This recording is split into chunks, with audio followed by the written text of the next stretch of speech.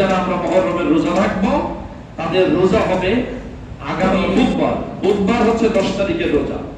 যদি আপনি 9 তারিখ রোজা রাখতে চান তাহলে মঙ্গলবার রাখবেন, মঙ্গল আর বুধ দুদিন।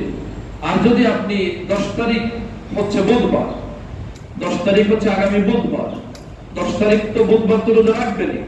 10 তারিখের পরে যদি আপনি রাখেন তাহলে 11 তারিখ বৃহস্পতিবার। এখন আমার পরামর্শ হচ্ছে বৃহস্পতিবারটা আমরা নরমালি রোজা রাখি। সেই হেতু এই বছর মুহররমের রোজা যারা রাখবে তাদের রোজা হবে আগামী বুধবার এবং বৃহস্পতিবার। আর কেউ যদি আগের দিন রাখেন তাহলে রাখলেন, কিন্তু দুটি রোজা আমরা যারা রাখবো আমার পরামর্শ থাকলো আমি নিজেও রাখবো ইনশাআল্লাহ, আগামী বুধ এবং বৃহস্পতিবার রোজা রাখবো।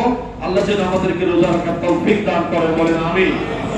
এখন প্রশ্ন হলো এই রোজার ফজিলত কি, রাখলে লাভ কি?